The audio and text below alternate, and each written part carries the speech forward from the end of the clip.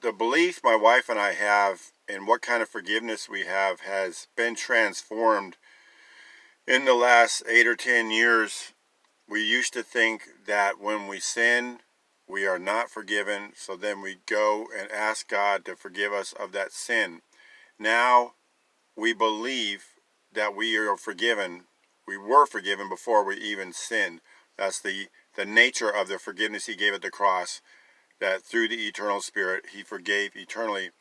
And with that in mind, whether you believe like we do or not, what I want to ask you to do is, if you believe you're not forgiven, instead of going to God next time and saying, God, please forgive me, say to yourself, and maybe even to Him, say, God, I am not forgiven. Say that. Say that in your heart. Say it to yourself. I'm not forgiven. That's why I'm asking God to forgive me. And then think about all the consequences of that. Think about what that does to the cross. Does the cross mean anything? I don't know what it means in that context. That's why I believe it like I believe now. And the fact that my Creator showed this to me Himself. He showed me that He did something at the cross that was substantive and that was eternal, and that did mean my sins are no more as far as between me and Him. There's nothing between me and Him. Before the cross, there was our sins, our offenses towards Him, and then Him, and we had to do something about that. He did something about it because we couldn't.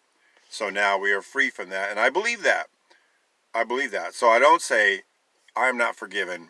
Now what should I do to get forgiveness? I know we don't think that mechanically, but when we don't believe we're forgiven, when we say we are going to get forgiven for this sin we just committed, we are saying, I am not forgiven. So say that. Say that to yourself. Say it to Him. God, I'm not forgiven. Can you forgive me? What must I do to forgive me? Am I doing the right things now for you to forgive me?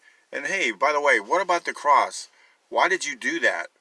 Why did you do that when all I have to do is ask you to forgive me? Wouldn't it be just simpler to just wait for me to ask you to forgive me, so then you could be allowed to forgive me? I mean, I'm letting you forgive me. What's the deal with all that blood and gore and suffering?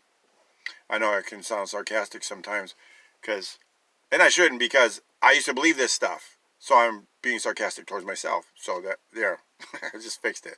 I'm not being sarcastic to you who believe you're not forgiven, but just know you believe you are not forgiven. If you ask God to give you forgiveness, that means you do not believe you're forgiven. You do not have it. You're trying to get something you don't have. So why the cross? Why any of it? Why a new covenant? The new covenant in His blood. What's the point of that? Doesn't mean anything. What are you getting? What do you have?